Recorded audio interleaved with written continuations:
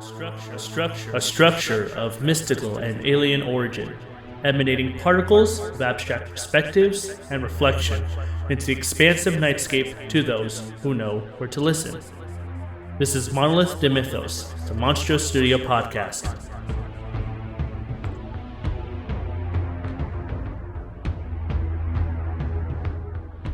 Hello, everybody, and welcome back to another episode of Monolith de Mythos, the Monstro Studio podcast.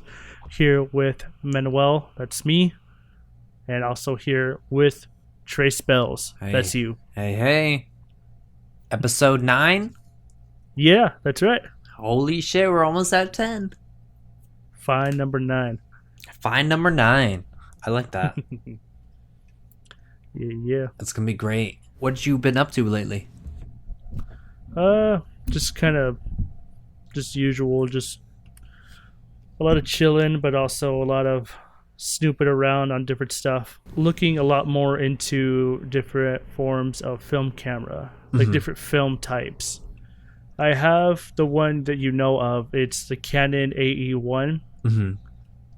I've had that for, I think, a year or two now. I got that on Halloween off of Craigslist. Yeah, I've been really getting into photography after film school. I guess because trying to work on a film set is really stressful. Yeah. For me, at least. So that's why I moved more onto just editing. I've had the Canon AE1 for a couple of years. It's been doing really well for me, but I haven't really been taking a lot of pictures on it lately. I guess I just needed a little more excitement. I needed something different. And I found some videos on YouTube about medium film formats. Okay. Basically what that is the camera I have now that I've been talking about. It uses 35 millimeter film, which is, I think it's the same size as what most movies shot on film are in Hollywood, especially before the 2000s. There's just something really interesting about the analog photos. Yeah. They don't really get from digital cameras or even from your phone, even if you have an app filter for it, so they can look more old, more antique. The camera I'm looking at right now that shoots 120 film is the Pentax 6.7, and it seems to be a particularly popular camera, mainly for, I guess, one particular lens that it uses. But I managed to find an eBay auction that is selling it for a lot cheaper than a lot of other sellers on eBay are putting them up. And I'm also trying to get it by trying to post this video up by Friday or Saturday when the auction ends, so that nobody else tries to look at it. Are you already having bids right now on your... I don't have any bids on it yet, but I'm keeping an eye on it. I know the eBay game. I know what to look out for and when to tap out. So I'll probably tap out at around $300 because that's way too much. And if it does get to that, I still have my fallbacks, which are the different sellers selling different stuff. Yeah. Interesting little camera too, the Pentax 6.7. And I had to be sure that I had to find the right lenses, the right body type, because I guess there's 4 different versions of the Pentax 6.7, and I'm going to list them off to you right now. They came out in different periods of time. I want to say from the 70s, maybe even the 60s, but I would say late 70s. The first one is the Pentax 6.7, so you know. It's a really big, bulky camera. They're all really relatively the same. They're just different by name, and the lenses are interchangeable from each one of them, which is really great. Right. So some of the lenses are kind of hard to come by. So that's the first one, the Pentax 6.7. And then later on, they came out with the second iteration, which is the Pentax 6.7. And the difference was, I guess, is just there's a mirror inside of it that it takes a picture of. I guess that's what makes it an SLR, which I already forget what SLR means. But the image goes through into the lens, into the camera, it reflects off of a mirror. Actually, no, I take that back. The mirror is for the viewfinder. So it reflects it off the mirror so you can actually see what it's looking at. And then when it takes a picture, it moves the mirror out of the way really fast so that the light goes into the lens, into the camera, and onto the film. That sounds cool. And then, And I guess with the second iteration, what separates the Pentax 6.7 from the Pentax 6.7 is that the mirror is not as loud or jittery when it moves out of the way of the film.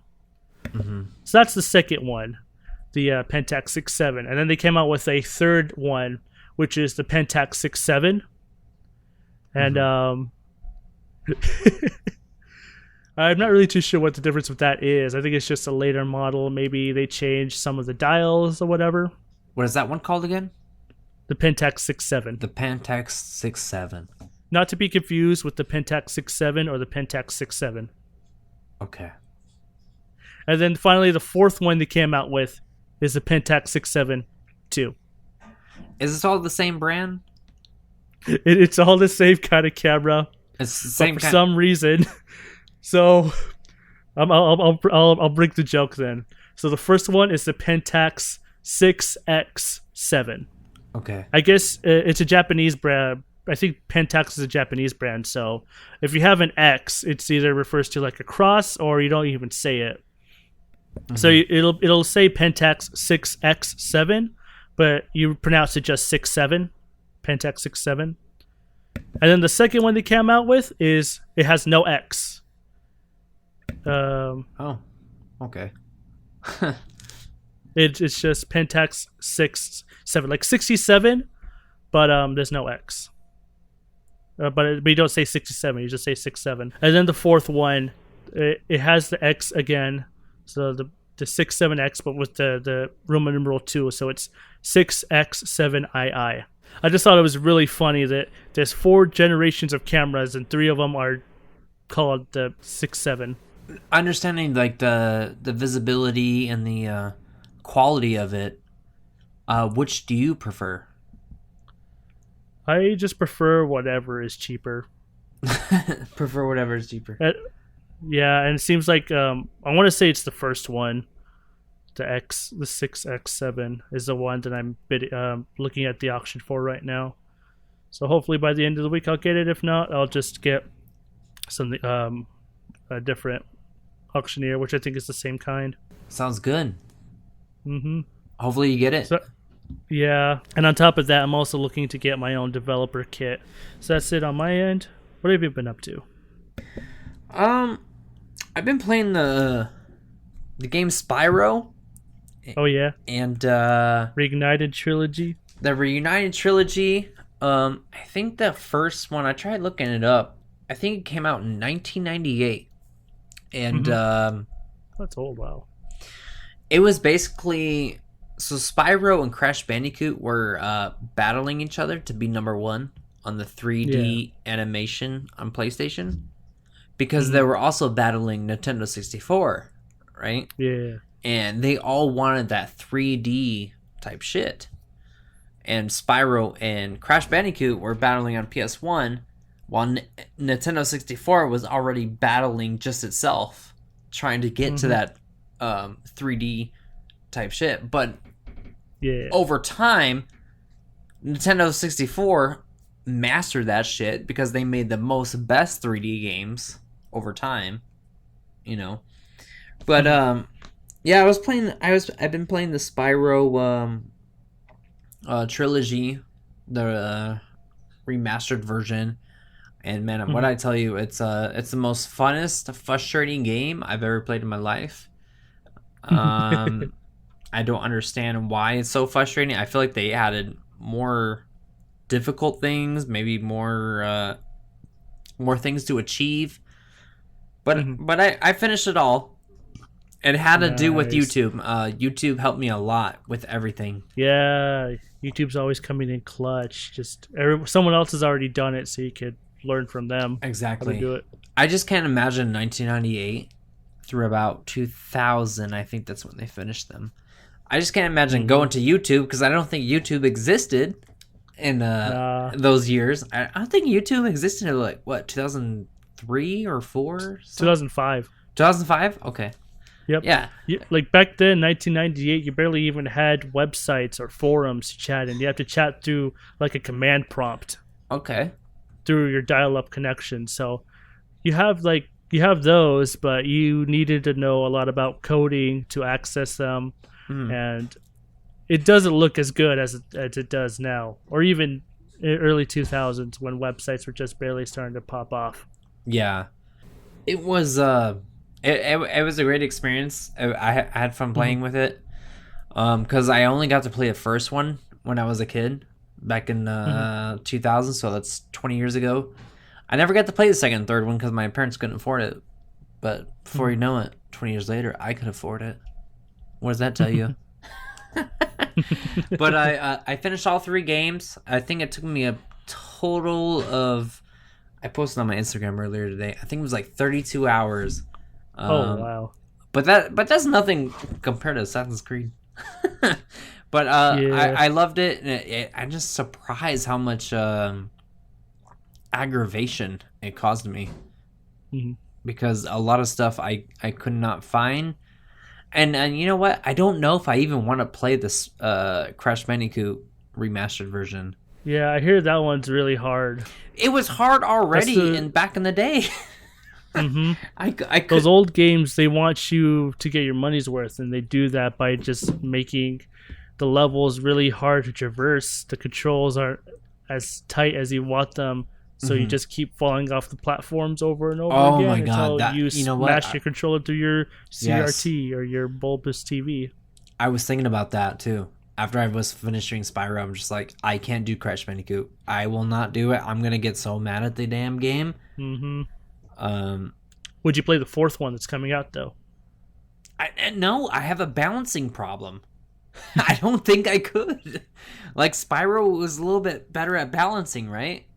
But in Crash Bandicoot, you have to be good at balancing. To be right on the platform. Yes. You can't be too close to the edge or you'll just fall off.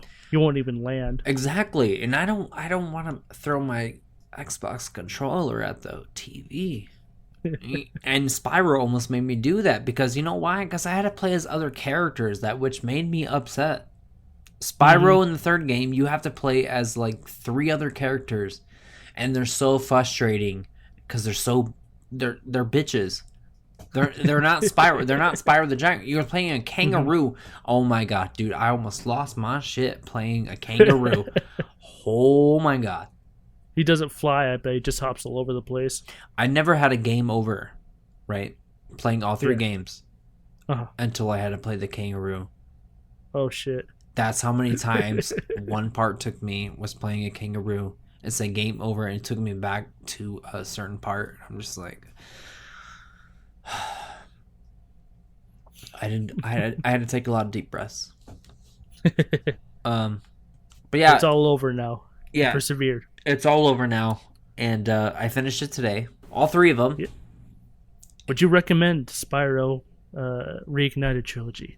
Oh hell yeah! I would recommend it, but make sure you gotta use YouTube. Because YouTube is going to play a big part in trying to find certain things because there's no way you can do it on your own. Even stuff earlier on when I was playing it, there was certain ledges that you had no idea how you're supposed to get around it. Exactly. Land on. You just have to get the timing right. Yeah. It's fucking ridiculous. And I would read some of the comments on the YouTube videos. I'm just like, I didn't realize how many other people were frustrated, like on certain levels and certain jumps. Like, oh, I've been missing these 10 gems for the last 10-20 minutes. So yes, if you're gonna play Spyro, have your YouTube handy, because all you have to do is type in the level, and it's already written there. So it's gonna be great. You'll finish the game. Yeah, take care of you. I love Spyro. I love Spyro so much I might get a tattoo. I'm not joking. I already told Manny about this earlier. Sick. It might be a small dragon. Yeah, it might be a small one. It's gonna be a small little dragon on my arm.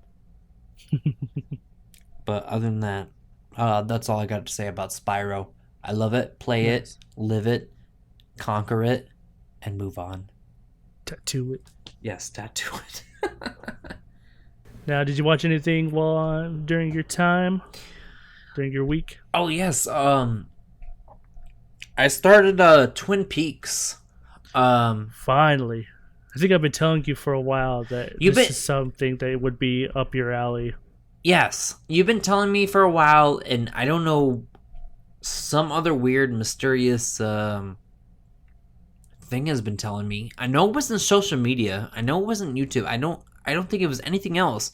It was just you and like some weird, mysterious energy telling me to, hey, watch this show. You know what I mean? And it came at a good time too when I started it. For as successful as it is, it has a cult following. It turns the TV studios off from David Lynch. I haven't really watched too much of season 2, but I love season 1. And that's as far as you got, right? Yeah, I just finished season 1 literally last night. That's as far as I got. I'm loving it. I'm having a great time. What would you say is like your favorite moment from season 1? I love the soundtrack, first of all. The soundtrack is just keeping me involved. I love it. I know it's repetitive at certain times, but it's doing that for a purpose, right? Like it's doing its thing. So I love the soundtrack. I love the cinematography is it's nice. It chooses its spots where it wants to be. I like all that stuff. The actors, it takes probably like episode 3 or 4 to finally get into them and to understand where they're going and what their story is. And then you finally figure it out, and then you get to choose who your favorites are. So which is kind of nice. I like that. I love the FBI guy. Do you like him as well? Agent Cooper? Yeah. Agent Cooper loves his coffee and pie. I like how much he gets along with the sheriff, because I could have sworn, like, you know how like we have ego problems nowadays. Him and the sheriff, they get along just good. You know what I mean? And that's what's kind of nice. I like that they get along. I like how he's so positive about the town, but he's also trying to figure out like what the hell's going on here. But I noticed his energy did change around episode 5. I think when the high school girl showed up in his room, his hotel room.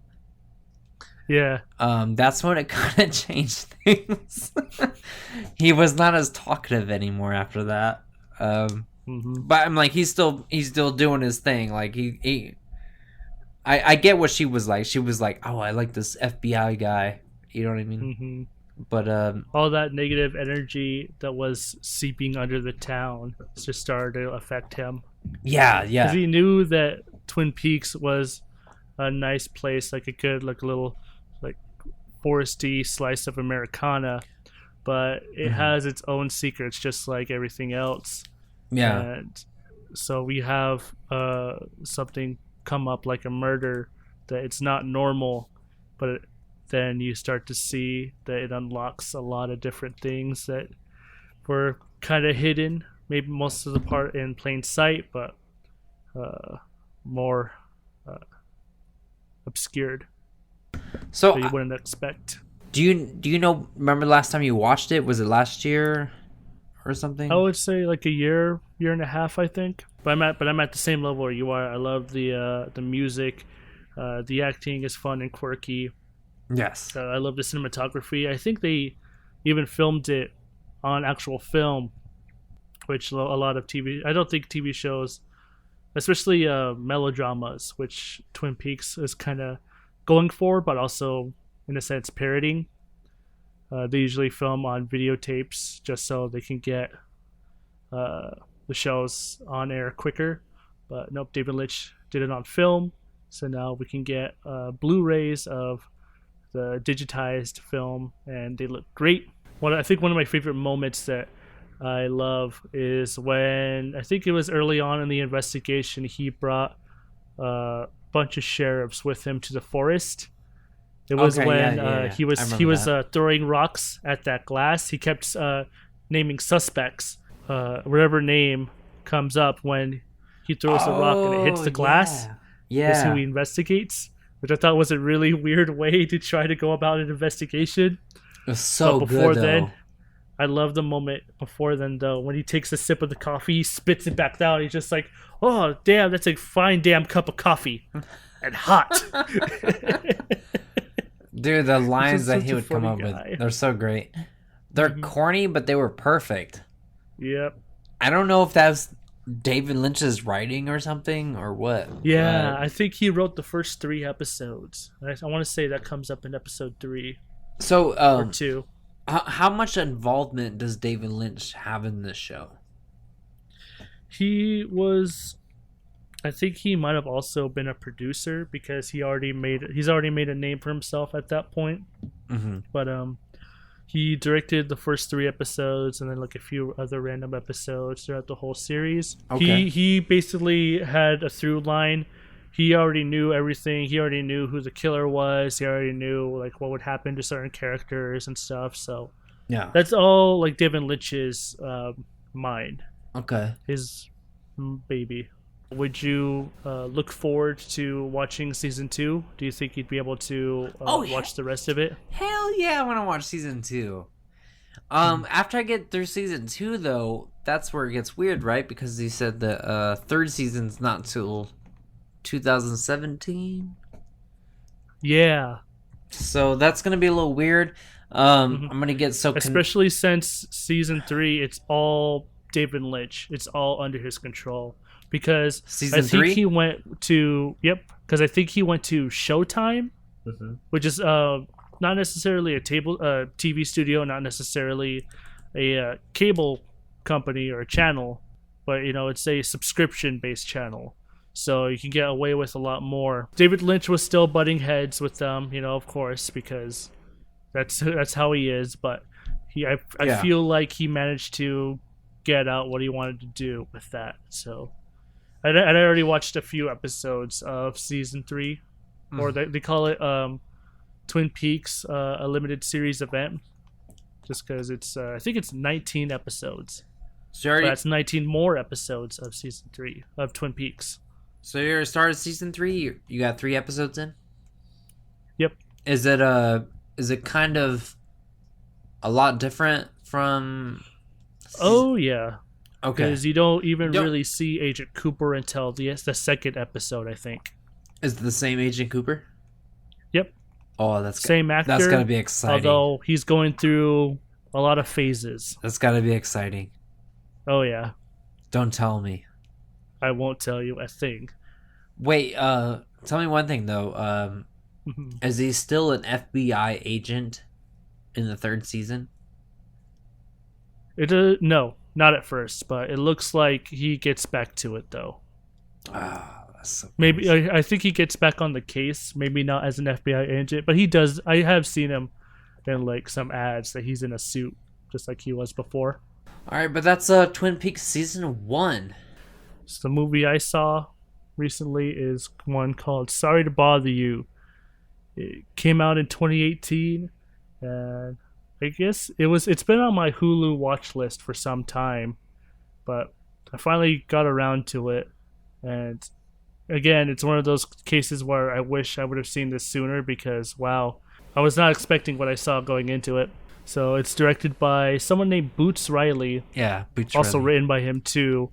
Doesn't seem like he's done much other feature films. I think Sorry to Bother You is his only credited one, but he seems like he's been around. I wish he would make more stuff. He might be working on something else, so I'd definitely be looking forward to see what he's up to. Yeah. And it stars Lakeith Stanfield. I easily recognized him from Get Out. He's the guy that actually yells "Get Out" in the movie. And in this movie, he's the main character. He plays as Cash Green, or Cassis Green. And, it's like one of those I see what you did there moments kind of things. This movie has a lot of that, and he plays a guy who needs to find a job to pay his landlord money, who's also his uncle. He's living in his garage. So he gets a job as a telemarketer, and from there on he starts to get promotions. He starts to level up. Oddly enough, the telemarketing company that he works for, when he levels up, he works for the sellers that sell the kind of like skeezy stuff you hear about people selling on the dark web. Only they're doing telemarketing phone calls with it. Like they'll sell you slaves, they'll sell you missiles Oh, wow. and drugs and all this crazy stuff. Jeez. So it has this underlying kind of commentary satire to it, and it goes into like 1% Illuminati, conspiracy kind of things. Mm-hmm. But while doing that, it also does other stuff, like it kind of critiques on kind of late 2000s pop culture, or in relation to things like news that we get on the TV, as well as social media, memes, and viral videos. There's a part of the movie where, as Cash is going to his work, the lower levels employees that he used to work with start striking because they want to have better benefits, better pay. So he has to walk by everybody that he basically sold out so he could get this higher position. And someone throws a can at his head, and she yells, "Smile and have a cola, bitch," or something like that. What the hell? And from there on, somebody actually caught cell phone video of that, and they put it online, and it blew up. And the woman that threw the soda can even gets her own soda commercial with the slogan, "Smile and have a Coke, bitch." It's basically just like that one Kylie Jenner Pepsi commercial where she walks up to the cops during a protest and gives them a Pepsi. You remember that shit? Yeah, sort of. Jeez. So that moment reminded me of that. So I'm pretty sure that happened around the same time too. Mm-hmm. So this movie is very on point with that, as well as there's a riot that goes on between the protesters and some riot people. So I'm like, okay, this is hitting way too close to 2020. Yeah. The only thing that it didn't get right was the lockdowns. You may have benefits with your job, but if you're not doing your job anymore, you're not getting those benefits. So that's not good.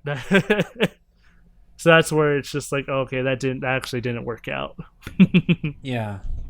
I guess But that. but I won't knock the movie down for that overall. And the movie is great. There's a lot of crazy twists and turns, even one towards the 2/3 of the way in that comes out of nowhere. And yeah, that's Sorry to Bother You. So it has a 6.9 out of 10 on IMDb. Would you like to rate that movie? I feel the same way about it. Keep it at a 7. 7? Or round it up to a 7. I would say that this is the kind of movie that is good to show to someone who's new to unconventional like stories. Yeah.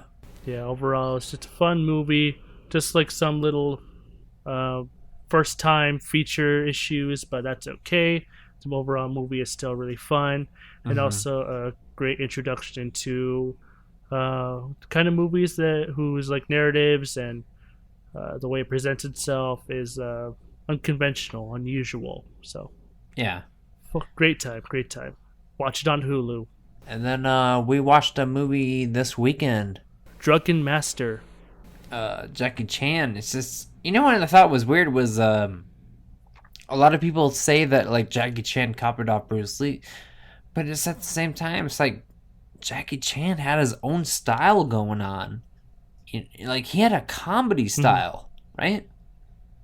It was not the same thing what Bruce Lee was doing. Bruce Lee was very serious. Honestly, I wasn't expecting it watching these older Jackie Chan movies, because I always thought all the comedy stuff that he did was just for Hollywood. But no, he does a lot of comedy kung fu, and I guess that's his kind of specialty. Not only with great choreography, great fighting that he all takes care of himself. He all sets it up himself, but he makes it entertaining and fun to watch. And you're just on the edge of your seat, just waiting to see what happens next. And that's how I felt watching The Drunken Master. I didn't check to see how long it was when we started watching it, and it felt almost like a 3-hour movie. And not in the sense that it was dragging on, but just the pacing was kind of weird. It set that up, but I didn't really mind it because I just wanted to keep watching because there's just like hilarious fight scene after fight scene. Even in between the fight scenes, there was some really funny stuff, like Jackie Chan like trying to like steal all that food in the restaurant. Yeah. And him trying to woo that one girl that turned out to be his cousin. Yeah, that was crazy. I think it's also kind of wild that Jackie Chan stepped in the spotlight right after Bruce Lee have passing away. It's almost like we had to get a next. America had to get its next Asian actor. You know what I mean? Yeah. And they went right away. They're so quick with it. Yeah. But I want to say with that, it wasn't up until the 90s that he started getting noticed by Hollywood. Oh, Jackie Chan? I want to say a lot of his better movies are his like 70s and 80s ones, because they're just so different, and you can feel that it's so different in the sense that it's more entertaining because Jackie Chan knew what to get out of the movies that he was leading in. Like, one of the things I will say about Drunken Master is that there wasn't an initial end goal for the movie. The whole movie is kind of building up to that, because we're just kind of following the arc of this character who's kind of just he's talented, but he's also really lazy in that he doesn't want to advance up, so he just stays in the kind of intermediate kung fu academy or classes or whatever. And so he goofs around a lot, and he gets in trouble until finally he gets into that weird quarrel with his cousin that he didn't realize that they were related.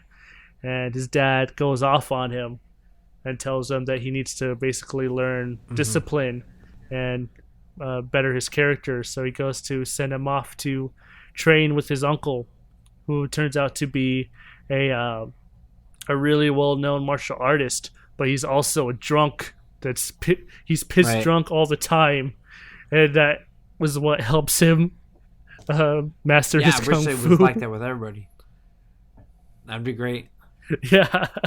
It was also really funny too, because it started off as a funny bit, just like, oh, that's funny. He's only really good when he's drunk, but he actually developed his own style of martial arts through it. And it's just like, well, okay, he's got something going on here. Yeah, like his own style, right? This is not just like a bit anymore. Drunken style going on, and which could defeat people. Yeah, it actually that's works. That's the funny thing about it. I like that too. I like that he created his own style, and it was the Drunken Master style of the 8 drunken gods. Well, I'm not going to name any of them because I don't really. That's okay. I don't remember. People got YouTube; they can look for it. And what else did you like about Drunken Master? I liked how much comedy it had into it. I didn't think almost it would be non-stop. that comedy wise when it had so much seriousness too, but it was like comedy right off the bat. Like, it's like from start to finish. Like, I know it had its like serious moments, but at the same time, it's just like even the combat had like some comedy into it, and you still don't see that nowadays when it comes to fighting like what they did. Like that's just a so much different style. Like, I don't even know what to call it. It's like comedy fighting style, you know what I mean? And that was I like comedy. I like what I said earlier. I like comedy kung fu. It's so unique. And that was so nice. It was like that's how you can get a lot of people involved in watching an old film. And I think more karate films in the future should do that type of stuff. I feel like Jet Li might have been like the last person to do type stuff like that, but I don't know. I have to watch more of a 2020 type karate film. But I know Jet Li was trying to like he's not as comedy though, you know what I mean? He's more serious fights. because Jackie Chan knows what he's going for, and when it comes to being funny, he always tries to see he always takes the situation, find what's around him. Quite literally, he'll have his character and other people fighting with chairs, tables, ladders, all the weapons around, food, whatever he can use, crazy stuff. And not only that, he also knows how to just properly display it so you can see all the action and feel it. One of the things I've noticed in the editing was that there was a lot of long takes in the fight. I would say on average that during the fight scenes, each shot was around 10 seconds, which is really a long time, especially when you have fists and objects and kicks going around and all these crazy maneuvers.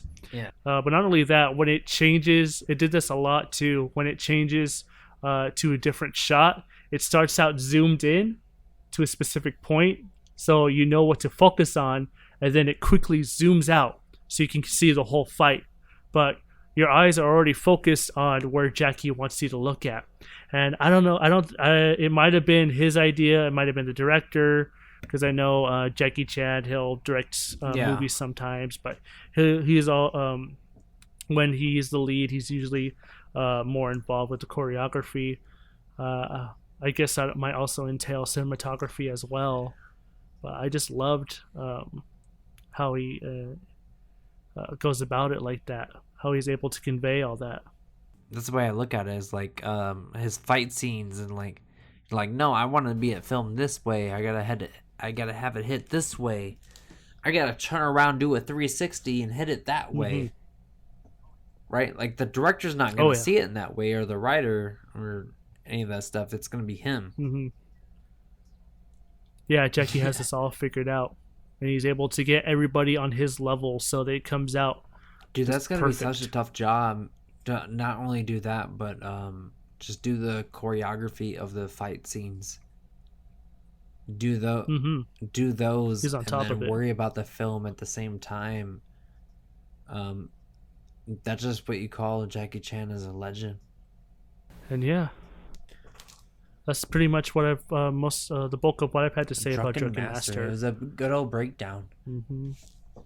Oh yeah, like a little light on the story, but the characters are fun, just as fun as the action scenes. And I would love to see more and more Jackie Chan movies. So far, I've seen this one, Drunken Master, and the first Police Story movie. Drunken Master has a 7.5 out of 10 on IMDb. What would you like to rate it? I was kind of stuck between 8 and 8.5, but I'll probably just have to go with an 8. Because like I said, I love the cinematography and the fighting, flawless.